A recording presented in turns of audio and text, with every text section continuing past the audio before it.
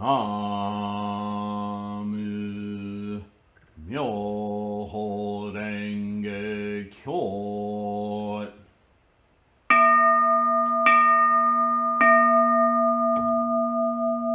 Namu Myoho Renge Kyo.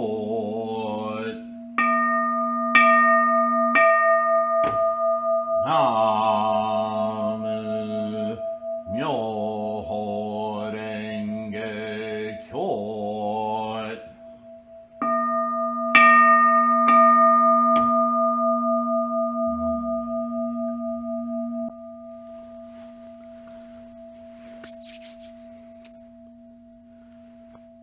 Hello everyone, Namo Myoho Renge Kyo. Thank you so much for being here.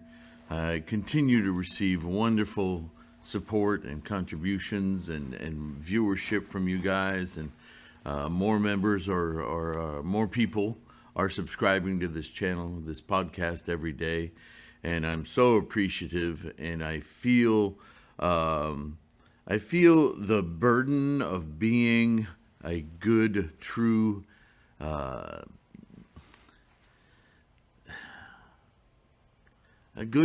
Buddhist. I don't like using the name, the moniker teacher, because we teach ourselves. All I'm doing is providing the clarity that I've been able to get through my own insights. And I'm not a perfect being. I don't claim to be. But there's so much misinformation and cultural bias and just crud in the world today that I've got to believe in my own perspicacity that I'm seeing the true teaching of Shakyamuni Buddha, and certainly through the scholarship I've read from Nagarjuna to Nichiren, Tendai, and so forth, that there is a tremendous lineage of scholarship that speaks to the teaching so clearly that it boggles my mind how many teachers out there are still promoting these antiquated traditional devices of manipulation and control and ownership that simply, they're not Buddhism. They put the Buddhism moniker on them, but just because you rubber stamp something, a name, doesn't make it so.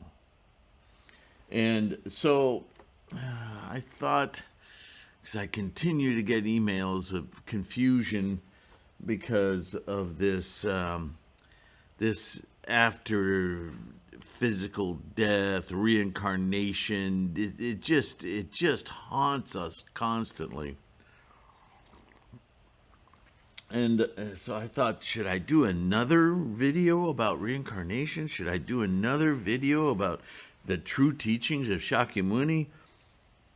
Or, as I sat here chanting about it, I did a video on part C of Gongyo, the prose section of the Juryo chapter, the lifespan of the Tathagata. But I haven't done part B. So maybe I'm going backwards about this, but I started to read part B, an English translation of it. It's not great, but it has the essence of the teaching in it. And I thought maybe by doing that, I'll once again solve this annoying question. And I'll start by saying, first of all, we human beings are freaking tenacious about our attachments. Oh my Buddha. We want this life to go on forever because we're enjoying it, right? It's pleasureful. Even though we have sufferings, the pleasures are worth it. And I just watched a video again that I hadn't seen in a long time, with a short interview between John Oliver and the Dalai Lama. Where the Dalai Lama, and man, he upsets me for this. This is my main problem with the Dalai Lama. There are Tibetans lighting themselves on fire not only as protest to the Chinese government, but with the belief, their whole families believe that by setting themselves on fire as a demonstration, they are actually doing something Buddhist to detach themselves from this body. That's somehow Buddhist, that leads to some sort of enlightenment. It's so insane to even hear those words come out of my mouth. That's everything not Buddhist.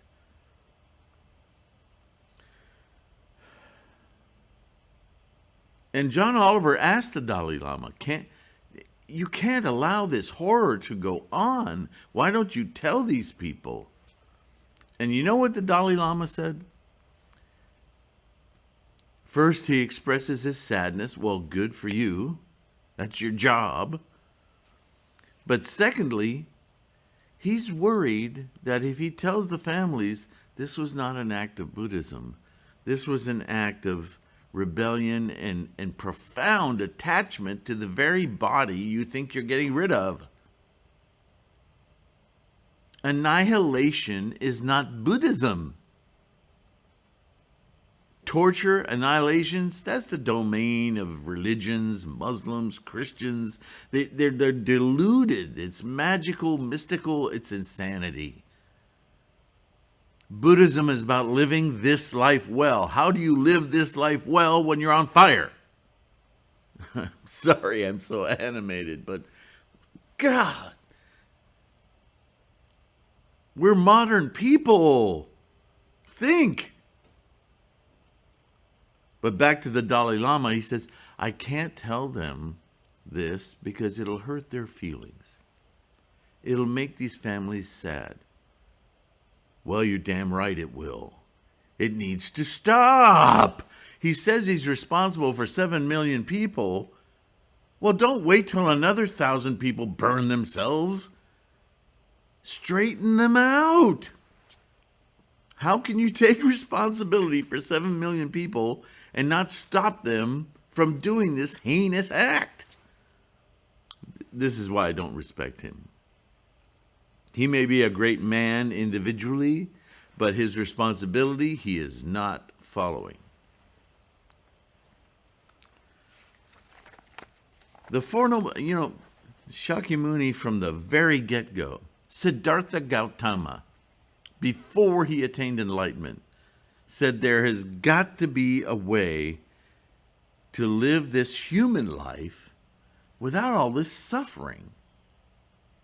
Read all the stories. I don't care who wrote it. The stories of Siddhartha, the young prince who snuck out of the kingdom and saw the sickness, old age, death, birth, the traumas, and was just repulsed by that. Said, there's got to be a way to live life better.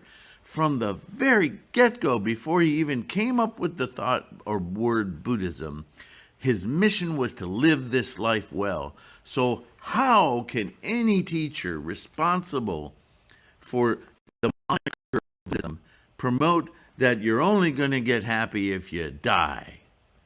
You go off to some other realm. Stop breaking sounds, cartoon running into walls here. Not right. Not true. Not Buddhism. Buddhism is here and now. It's about this life. Living this life in its most potential, its utmost. Whatever your circumstances. I don't care if you, again, this judgment about children are born into misery and some are born with a silver spoon, and it doesn't matter.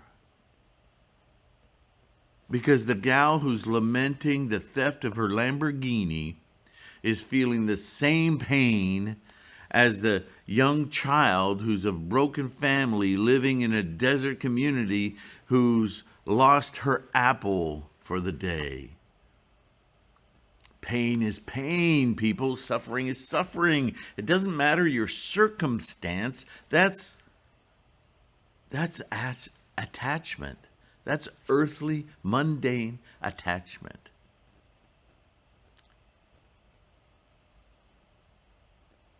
Everyone has their own miseries because, as the Four Noble Truths, the first teaching Shakyamuni promulgated, life is suffering. Deal with it. Doesn't matter your socioeconomic status. You too, no matter where you are and what your judgment point is, you have Buddha and you can experience it. There's no level of wealth or privilege or skin color or country. Yeah, there's some huge horrors in the world. But don't forget, being a part of an empire-building capitalist behemoth is a horror also. It may not feel like it, but just ask yourself how hard it will be for you to attain your own Buddha nature with all of these distractions. Yeah, it ain't easy. So here in the Juryo chapter, we start out and Buddha's dropping, this is Shakyamuni dropping the mic. Again, evidence that all of his teachings take place within the bubble of samsara. He's not teaching from a heavenly domain or another realm. He's a human. Siddhartha, assigned the moniker of the great saint of the Shakya clan, Shakyamuni, who has attained something that no other human has attained, his Buddha enlightenment. And now he's going to tell us how to get there. So all of his teachings, all of them, the provisional as well as the essential, are about doing what he has done. As a man, enlightening himself, reaching his Buddha nature. As a man, in this life. Now, he may tell stories about, in 3,000 lifetimes ago, I was a servant, because he's using the parlance of the day. Because this is the way people understand things. Ironically, he is speaking those stories within the realm of samsara. The mind thinks thusly. The mind has suchnesses, and it travels through these different machinations in the mind to come to reason this out. So yeah, people seize on those things to go, see, he's talking about a pure land off to the west, or previous lifetimes he was here doing these things. He's talking about humanity. He's talking about himself as a placeholder for the development of mental consciousness. Buddhism is about the mind, not about birth certificates. But it's easy. It's easy to get confused. And this is also why Shakyamuni was explicit that all of his teachings were to the capacity of the people he was talking to. Make note of that. Because until he gets to the Lotus Sutra, he's talking to people's capacity, not his. In the Lotus Sutra is where he's talking about his capacity. How I did this. This is how this works as I did it. This is how I got to my enlightenment. And also, by the way, that this Lotus Sutra is the teaching for the latter day of the law. Starting from the fifth 500-year period after my human extinction. Because humans don't go on. They're extinct when they die. Life and death is a moment-to-moment process. Hopefully you know that by now with all the videos I've talked about it. But this last death, this physical death that we all will experience one day, that's the end of our human period. There's no bag that goes on into another realm. Come on. And the mind is a collective thing. You all right now are sharing in my mind. And when this body, see, that's it. Language really trips us up. When this body no longer creates new cells to repair organs and provides the basis, most importantly, for a mind to exist, that mind also ends extinct. But the mind, my mind, will continue to influence you and whoever watches these videos for a time. But that's not this I, that's not this body, that's not this mind, because thisness will no longer be. I will cease being, the verb. I will only, my effects, my influences will carry on. But that's not of my doing contemporaneously. That's of my efforts I've done for years. And how long it affects you, how long it influences you, in a way, Sylvaneness will carry on, but has nothing to do with me, with this mind, with this body. That's extinct. It's gone. I don't go to another place. So, Judo chapter, this is exactly what Shakyamuni is saying. I'm not inventing this out of my creative mind, right? At that time, the Buddha spoke to the Bodhisattvas in the great assembly, "Good men, you must believe and understand the truthful words of the thus come one."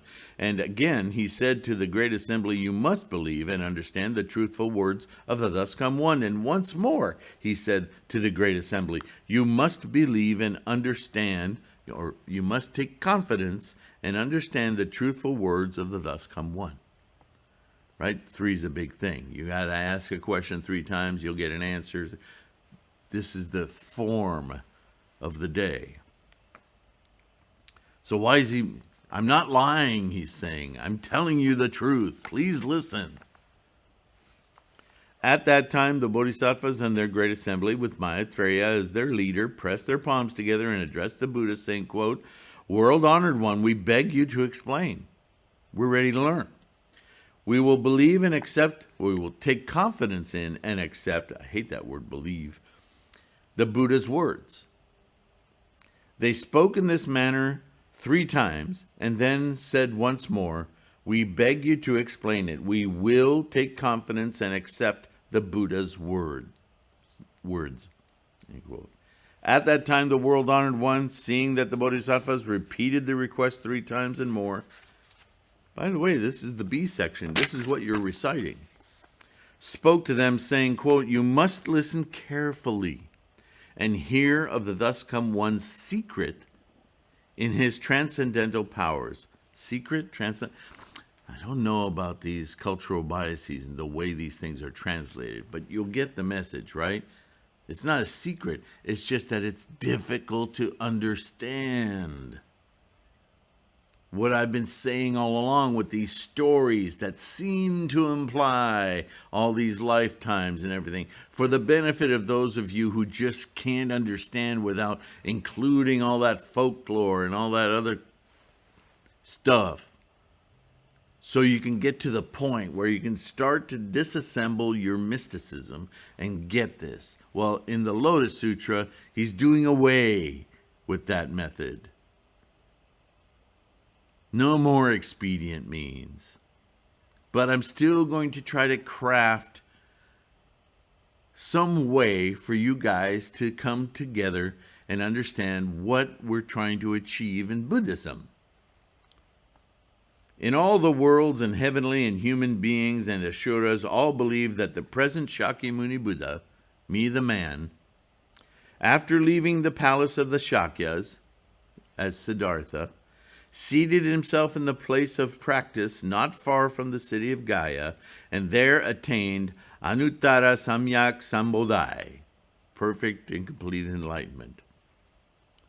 But good men, this perfect and complete enlightenment that I attained, it has been immeasurable, boundless, hundreds, thousands, 10,000, millions of nayutas of kalpas since I, in fact, attained Buddhahood. I, in fact, attained Buddhahood. Again, English, weird language. What he's saying is that this state of Buddhahood, this complete and perfect enlightenment, doesn't begin and end with me, Shakyamuni. It's always been, as I've said many times, an integral part of the life process.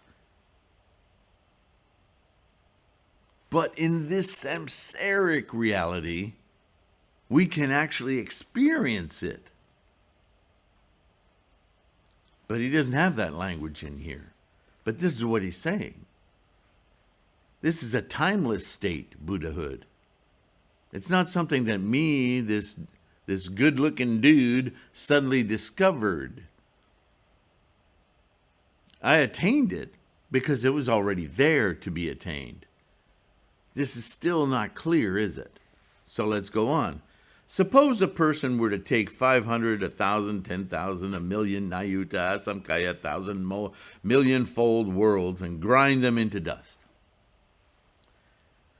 Here we go with these.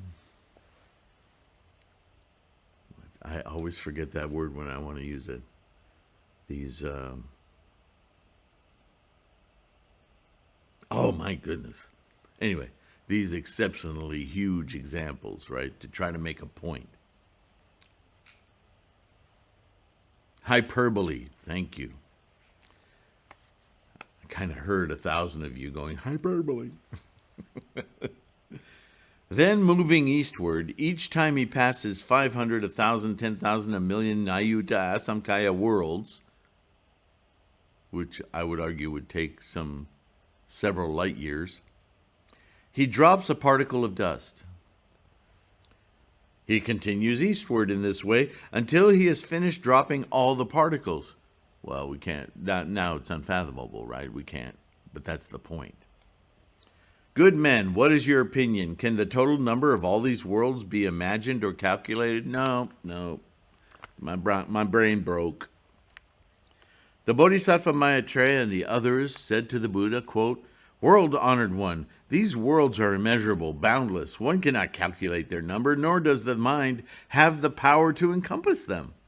Even all the voice hearers and pratyeka Buddhas, all those men of learning and realization, with their wisdom, free of outflows, could not imagine or understand how many there are. Even arhats,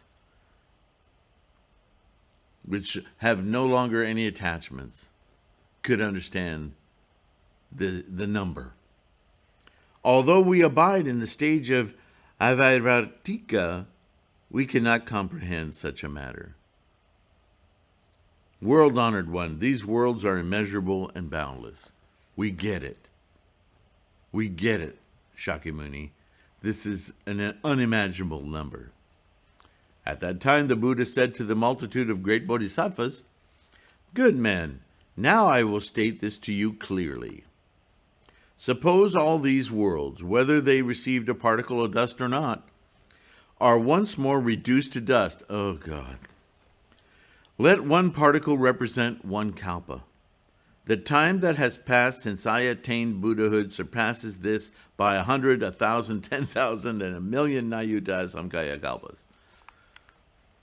I mean, we're beyond the birth of the universe at this point, aren't we? How much more graphic must Shakyamuni make it that Buddhahood is an integral part of what we understand to be the process of life for all things, all phenomena, not just you and me.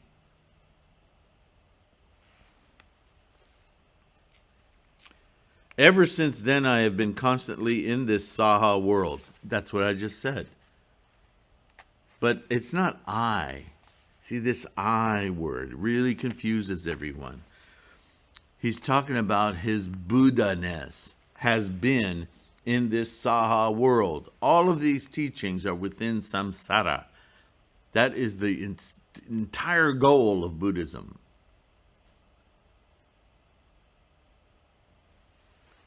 Preaching the law, teaching and converting, and elsewhere I have led and benefited living beings in hundreds, thousands, 10,000 millions of Danyotas of Asamkaya lands.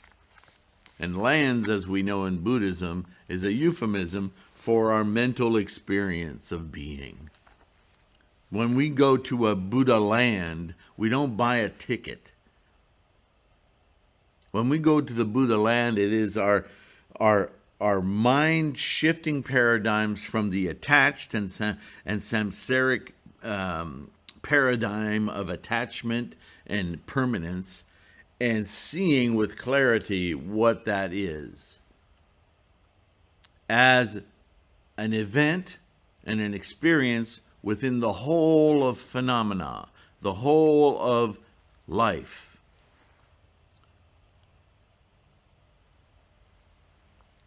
Good men, during that time I have spoken about the Buddha, burning torch, and others, and described how they entered nirvana. All this I employed as an expedient means to make distinctions. What do we know about distinctions? Distinctions are the absolute realm of samsara. This is our hang-up as human beings. We make distinctions.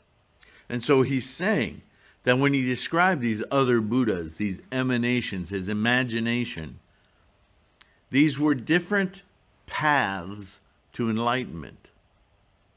And he's saying it right here.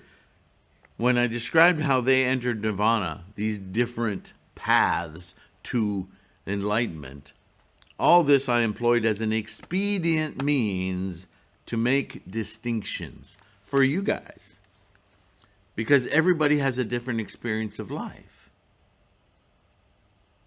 From the miserable to the privileged, all of you are the same. All of us have this disease of distinctions, labeling, making things permanent. This is the root of all suffering, cravings, clinging. The Four Noble Truths. I keep going back to, there's nothing new in this except his perspective. The Lotus Sutra is like a great correction. I've been telling you guys the basis of this all along. Now I'm telling you what all of that has been about. Please understand.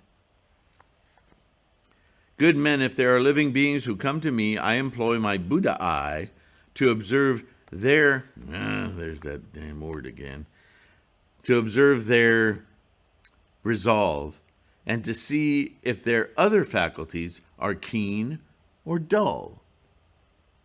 Are they capable of understanding, or are they stupefied? Are they foolish? Are they clinging to stupid ideas?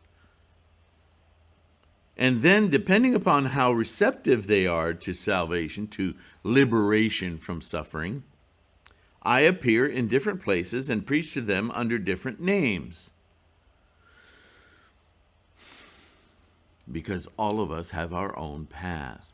And your Buddha is not my Buddha. It's all the same Buddha, but our path, our Buddha wisdom, our way, our Gohonzon path to that Buddha is very individual.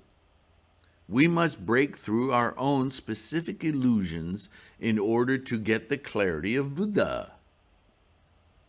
And so all he's done is give it different names.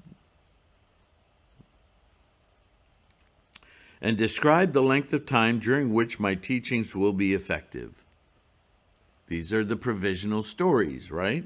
Sometimes when I make my appearance, I say that I am about to enter nirvana and also employ different expedient means to preach the subtle and wonderful law, thus causing living beings to awaken joyful minds. So as Buddha, not Shakyamuni, as Buddha, he comes to your mind in your specific way, what you need in order to unhook. Good men, the thus come one observes how among living beings there are those who delight in a little law, meager in virtue, and heavy with defilement. For such persons I describe how in my youth I left my household and attained Anuttara Samyak Sambodhai. But in truth, the time since I attained Buddhahood is extremely long. As I've told you, it is simply that I use this expedient means to teach and convert living beings and cause them to enter the Buddha way. That is why I speak in this manner. There it is. All these stories of, I see that you're a human being who's very attached to your history and relatives and the history of the country and how, your creation myths and all of it. And so for you, I teach that I lived 3,000 lifetimes ago, and I was a servant to a cobbler, and went through and got my hard knocks, and I paid my dues, and I got to. But that's all storytelling to the people's capacity. It's not a fact. And he's saying it right here. You're reciting this every time you do Gongyo. Good men, the scriptures expounded by the thus come one are all for the purpose of saving and emancipating living beings. Don't forget why we're doing this. It's not to glorify these frickin' stories. When human beings do that, they're making stories permanent. We just can't help ourselves. It's crazy. Sometimes I speak of myself, sometimes of others, sometimes I present myself, sometimes others, like Amida Buddha or such and such Bodhisattva. I use these categories of thought to bring you to center. Sometimes I show my own actions that you know from my life here, sometimes those of others that I make up. All that I preach is true and not false. Once again, we're obsessed with, is he misleading us? Is he telling us stories, fibs? Are these things he's telling us not true? Well, they're true in the sense that he's trying to get you to think in terms of your own enlightenment. The story isn't important other than it's a device to awaken your mental acuity, your understanding of the way your mind works. Why do I do this? The thus come one perceives the true aspect of the threefold world exactly as it is. The phenomena of all phenomena, the life process. The threefold world exactly as it is. Not was, not going to be, now, as it is. There is no ebb or flow of birth and death. When you look at the universe in its entirety and the process of instantiations, manifestations, the life force, as it creates and destroys, there is no life-death equation here. There's just the process. And there is no existing in this world and later entering extinction. This is the concept of emptiness coming up here. That this whole illusion of a human life that we enjoy, this samsaric delusion that this is life, but that is not. That's the delusion, because we're busy identifying things so much that we make these things permanent, but they're not. Nothing is permanent. Everything is just a moment in a much greater process. And so in that way, we know that moments are births and deaths as we experience them in samsara. But in the greater picture, this is just a little sub-process within the larger, which, right? It is neither substantial nor empty, neither consistent nor diverse, nor is it what those who dwell in the threefold world perceive it to be. Samsara. All such things that thus come one sees clearly and without error. This is probably the most difficult part to understand of this recitation, and Nichiren is right to call this out, this chapter of the Lotus Sutra, as the great moment, the aha of Buddhism. That if you truly understand Buddha, what is Buddha? What is the Buddha mind? That mind, as I read earlier from Nagarjuna, there is no Dharma to experience. That if you truly attain Buddhahood, it's not an attainment because it's always been there.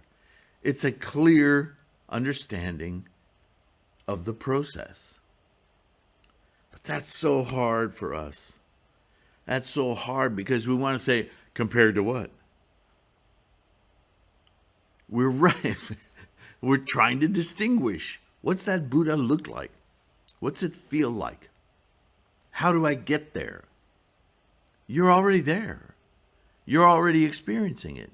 You're just obfuscating it with all this stuff that you're obsessed with clinging to. And that is why human beings are so obsessed with the idea of a soul or another realm, a heaven or hell. That's your imagination. It's not real. But saying it's not real, something that we all can say, well, yeah, it's not real. But it's real enough that you're clinging to it. That's samsara. This is why Shakyamuni says life is suffering, because as long as you're in this human sentient state, everything you conjure in your mind is something real. Quote unquote real. But you can appreciate the realness of this life and still see that it's just a process that you're experiencing. It's really hard though, right? To be unattached and go and look at the processes without feeling emotions.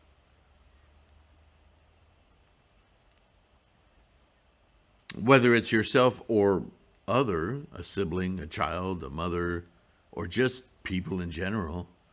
Look what's happening in Yemen. It's intolerable. Yeah, you're right. But get far enough away and it's...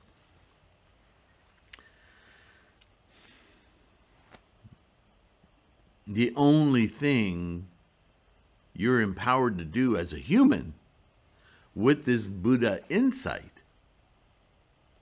is to somehow affect it, influence it in a more life-affirming way. Make it less suffering. And isn't that what Shakyamuni or Siddhartha spent 6-7 years of all sorts of practice to the point of almost killing himself from starvation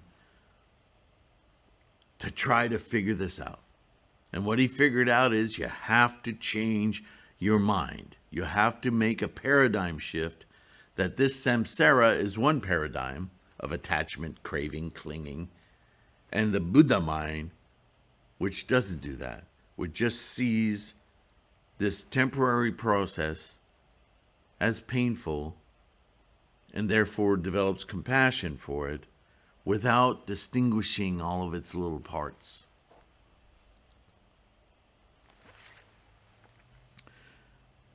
Because different living beings have different natures, different desires, different actions, and different ways of thinking and making distinctions, and because I want to enable them to put down good roots, mental thoughts, epistemology, I employ a variety of causes and conditions, similes, parables, and phrases, and preach different doctrines. This, the Buddha's work, I have never for a moment neglected. He's saying it again. Everything that I've said for all these hundreds of years, or dozens of years of teaching, up until now, has been ways of reaching out to others, to the way they think, the way you think, the way she thinks. And I've told stories to help people in your community or in your culture or in your group to use the facilities you have, whatever their state is, and lead you to some realizations, to lead you out of those distinctions and stuck paradigms. Because with my Buddha mind, I can see clearly what you're doing. And so my stories are a disassembly of those things so you can start to increase your capacity to grow, to live this life better. He's saying it. This isn't my language inventing it, it's his. Thus, since I attained Buddhahood, since I awakened, an extremely long period of time has passed. In other words, the Buddhahood that I awakened to isn't something I invented. It's not new. It's been here all along. I simply found it. My lifespan is an immeasurable number of asamkaya kalpas, and during that time I have constantly abided here without ever entering extinction. Again, he's speaking of himself as that Buddha. Obviously, he's still trying to reach the people of his day who see him as this deity, but he's not. What he's trying to convey to these people is that this enlightenment that you've now identified with me, Shakyamuni, it's always been here. It didn't die with a lifetime of a human. It's part of the process.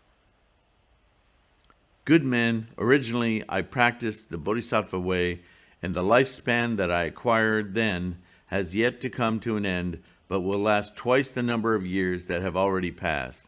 Now, without even going into it, this is that unfathomable number, right? Now, however, although in fact I do not actually enter in extinction, Buddha, I announce that I'm going to adopt the course of extinction. I'm going to play a game.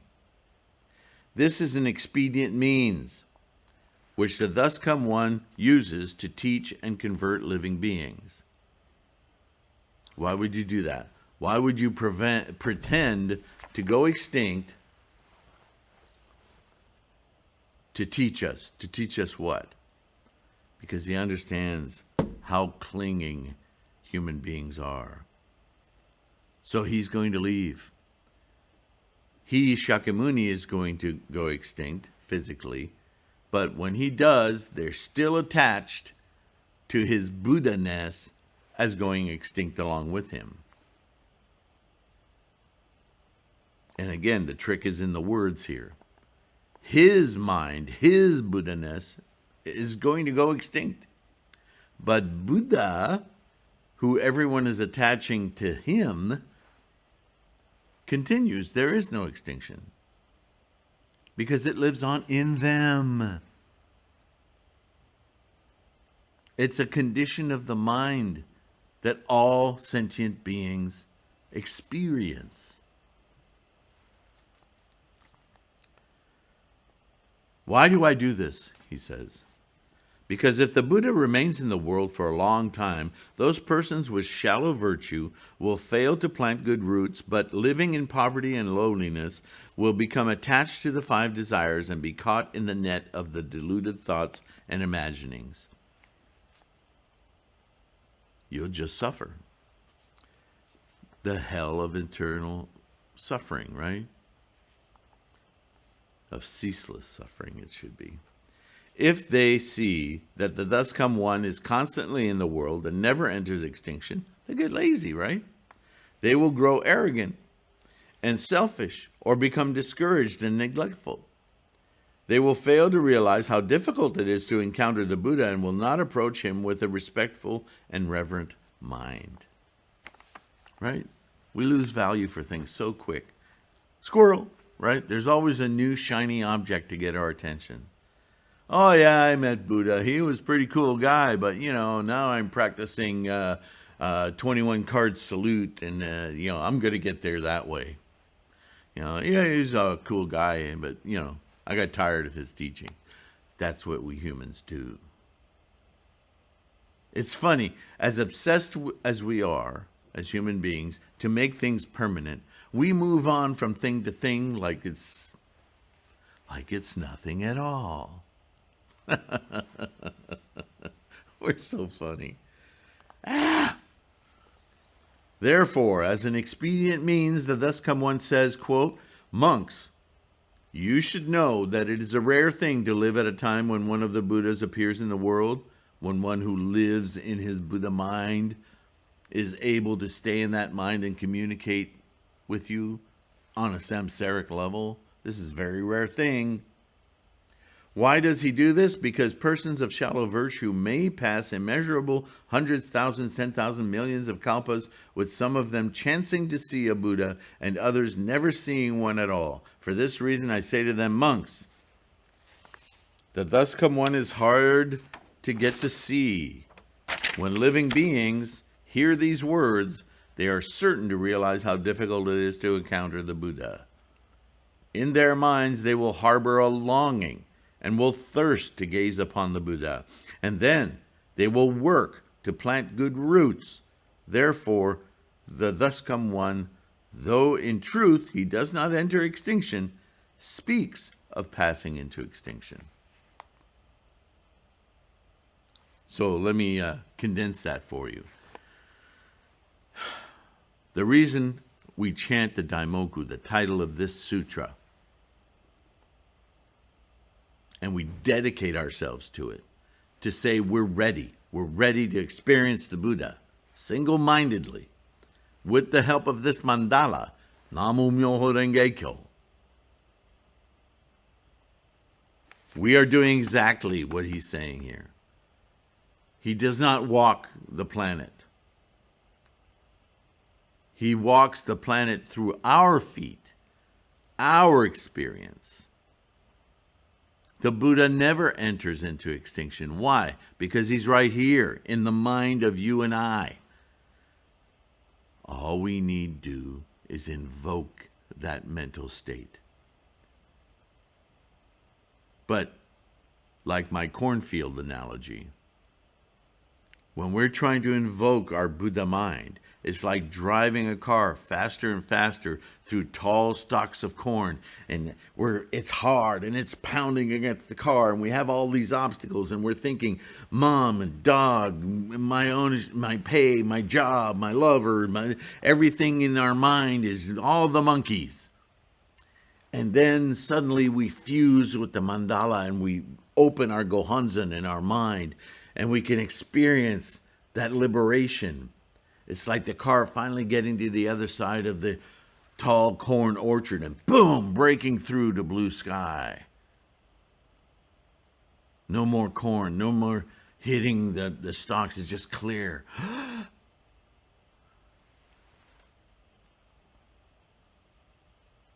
We can experience that Buddha through our practice. Good men, the Buddha and the thus come ones, all preach a law such as this. They act in order to save all living beings so that what they do is true and not false. That's you and I. Our Buddha experience changes us from an avarice, manipulative, distinction-creating, craving being to one of clarity, tearful realization, compassion, and just amazement. of the life process that we can perceive. That's Buddha. That's what we want to experience. That's why we're doing this. Not to negate this body, this life, but to understand it from this all-knowing, clear, amazing state, mind state. Suppose, for example, that there is a skilled physician, and now he's going to go on the physician story with the good medicine and the deluded children, right? So here it is. If you ask yourself once again, why do all these other teachers of other sects talk about lifetime after lifetime like it's something you do once you leave this earth? They don't understand. They're teaching old teachings that they're not right for us. They're not effective. They don't do any good because they're old ways of seeing the world, right? If you live in a big city, would it be right for you to carry a weapon and go hunt for your food in the middle of downtown? No, that'd be silly. That's stupid. But teachers, quote unquote, who teach those old ways of seeing, they're talking to thousands of years old people, minds that don't have the capacity that you and I have. So what are they doing? Nichiren calls them out. Nichiren says they are actually enemies of the Buddha. Yeah, because they're creating obstacles that aren't even there for us, but they manifest them. Why would they do that? Why would so many teachers of Buddhism, calling themselves Buddhist masters, teachers, whatever, continue to teach these old, outdated, ineffective teachings as the way? And that's important, because you can study those old things and see the buildup of the expedient means, just like studying addition and subtraction and geometry helps you remember the path of enlightenment to physics and calculus and so on and so forth, and quantum, right? But if you understand anything about quantum mechanics or theory or science, and you then say, chuck all of that, I'm going to go with a spear and run around in the forest and yell things into the air and subsist like that. Well, okay, you've made a choice, but you can't say that that's going to get you to land on the moon. You can't say that that's going to get you to purify water so that you can help thousands and hundreds of thousands of people have fresh water who've never seen fresh water in their area. You can't say that you'll create, dare I say, vaccines or medications that will help thousands and hundreds and nayutas of thousands of people regain good health. You can't say by running around in a loincloth, climbing trees and eating coconuts the rest of your life that you will become a great surgeon. You can't say that. You can pretend and tell yourself that, but you know.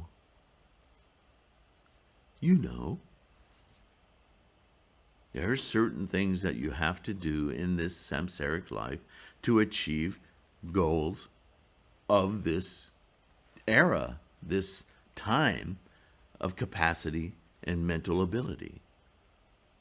And those earlier teachings are not it. And believing that you can come back in your next lifetime as a cow or a king is just pathetic Santa Claus thinking. It just is. You know it. I know it. So stop talking about it. It's baloney. I wanted to say something else. The This life is so amazing. Why would you tarnish it with that baloney?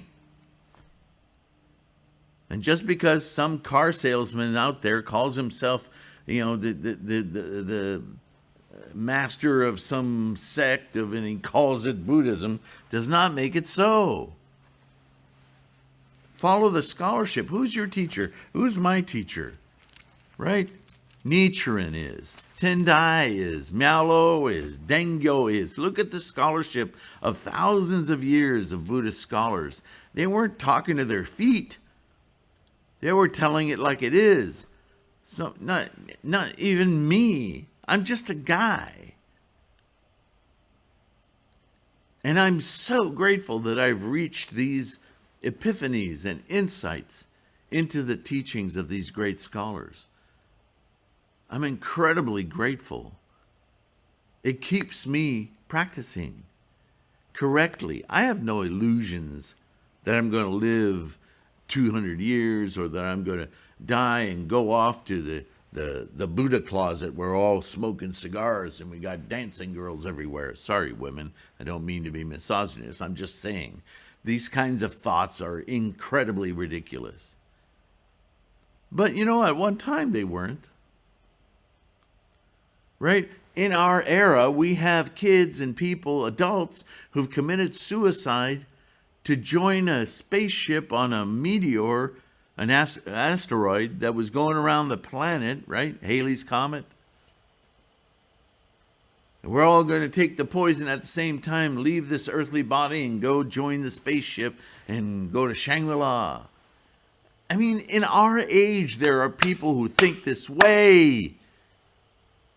How tragic. Human beings like that. That's my favorite quote from a Woody Allen movie. This talk show he goes to see in L.A. They're trying to talk him into moving from New York to L.A. to belong to the TV culture there. And in the background, there's a talk show host. He says, "Welcome to another edition of Human Beings." Wow.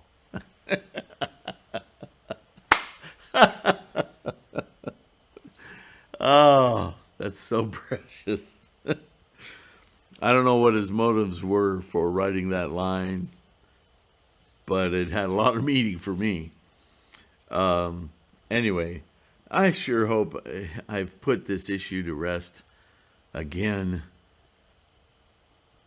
There is this life. This is your opportunity. This is it. Make use of it, every moment of it. This precious moment is yours to experience Buddha. Use it.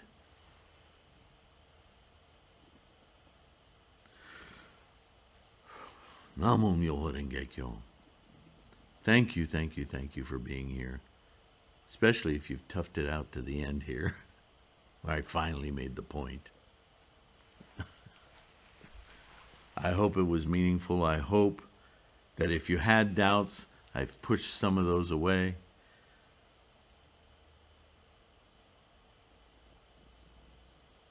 Namo Myoho Renge Kyo. Stay healthy.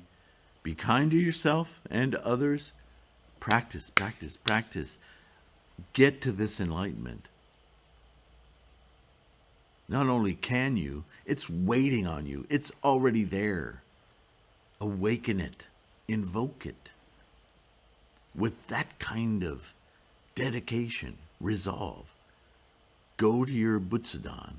Open it up, turn the lights on, focus on the Myoho area of your mandala of Gohonzon, and demand to experience your Buddha nature.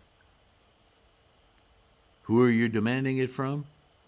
Your samsaric self of distinctions. Your whole grove of monkeys.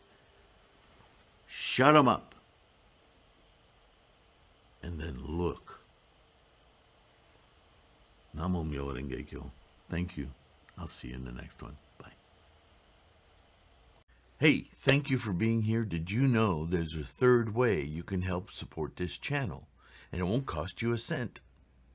Yep. If you are not able to be a patron on Patreon or use the PayPal me at .com at Sifu Sylvain because you don't have the financial fortune to help support this channel right now, you, as I say, always support this channel by watching, but you can also help us grow so that maybe one day we can get over 10,000 subscribers and YouTube will grace us with monetization. It's not a lot, but if you can make sure you're subscribed and share a video like a simple one, just go into the search criteria and type monk, and you'll have a video that'll come up that's been up for years about what is a monk. It's called monk, who, how, where, something like that. That might be a great introduction to somebody who doesn't understand what a monk is to begin with. It's a tool. Use this channel as a tool to help you with your Bodhisattva practice, and share a video to somebody who you think, oh, I know somebody who'll benefit from watching this. And in that way, you can help us grow. And that's a really good way to help your practice along as well. So just wanted to drop that in on you in case that's something that you might find useful.